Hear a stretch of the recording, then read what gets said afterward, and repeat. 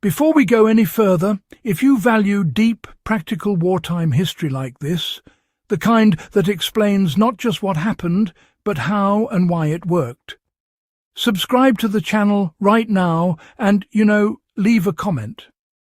This channel is built for serious history buffs and survival-minded thinkers who want real knowledge, not just surface-level stories.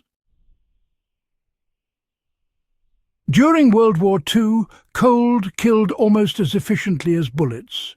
In Eastern Europe, Scandinavia, the Alps, and even parts of Western Europe, soldiers froze, suffered trench foot, lost limbs, and, died simply because the ground beneath them drained heat faster than their bodies could replace it. What most people never learn is that one of the most effective countermeasures wasn't a coat, a boot, or a heater. It was a floor, a hidden engineered military floor system that separated soldiers from frozen earth and dramatically reduced cold weather casualties. The human body loses heat through conduction faster than through air exposure, and frozen ground is an unforgiving heat sink. Soldiers sleeping directly on soil, concrete or stone lost core temperature continuously through contact. Even with heavy blankets, heat drained downward all night. This led to hypothermia, frostbite, trench foot, immune system collapse, and long-term nerve damage. Early in the war, many armies underestimated this threat. Medical reports from the Eastern Front showed that soldiers with proper winter uniforms were still becoming incapacitated at alarming rates. The common factor wasn't exposure to wind or snow. It was prolonged contact with frozen ground inside bunkers, trenches, and temporary shelters. By late 1941, German, Soviet, and Finnish forces independently reached the same conclusion. Insulation under the body mattered as much as insulation around it. Once this became clear, militaries began experimenting with raised flooring systems designed to trap air, block ground conduction, and keep moisture away from soldiers' bodies. These systems were not uniform across armies, but they shared the same core principle. Elevate the human body off frozen ground using layered materials that create dead airspace.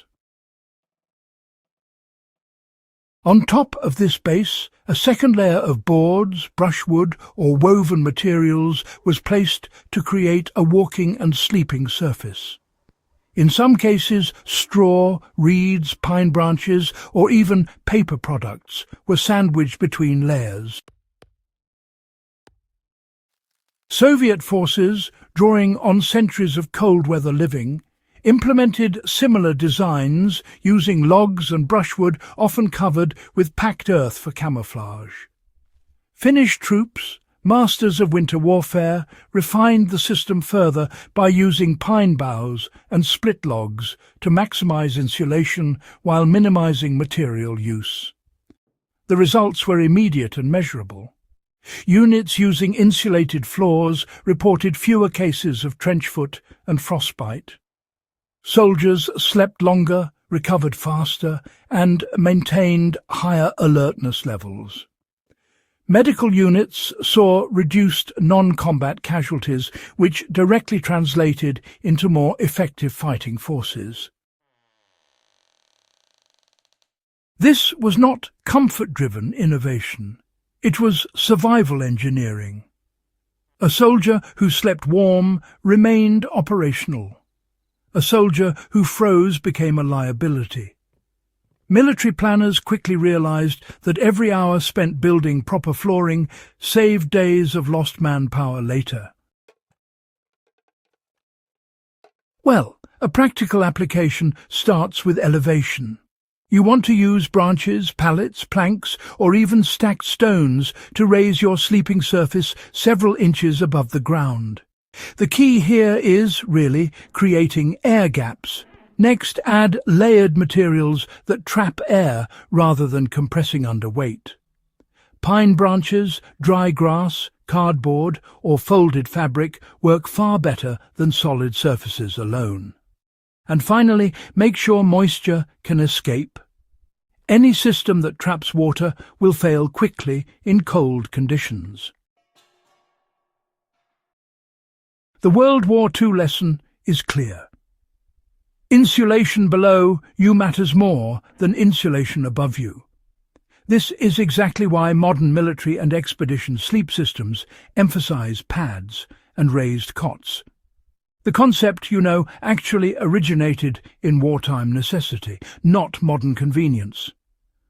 Weapons, battles, and generals dominate World War II storytelling.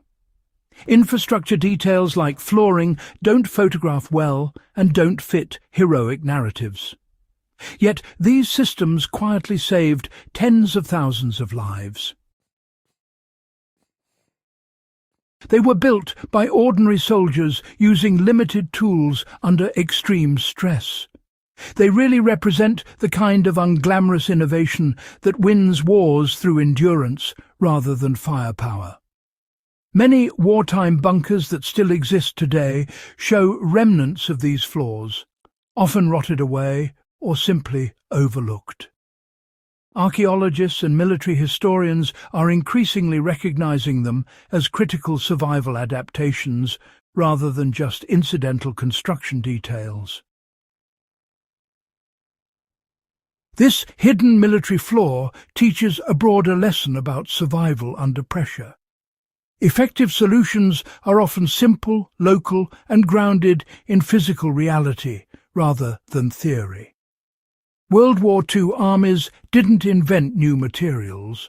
They rearranged existing ones intelligently. They observed failure, adapted quickly, and codified lessons into doctrine.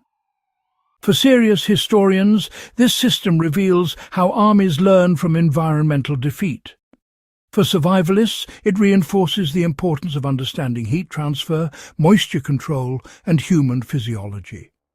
If this kind of deep, overlooked wartime survival knowledge matters to you, please subscribe to the channel, share this video with others who care about serious history, and leave a comment with your thoughts or questions. This channel exists to preserve and pass on the lessons that kept people alive when survival was never guaranteed.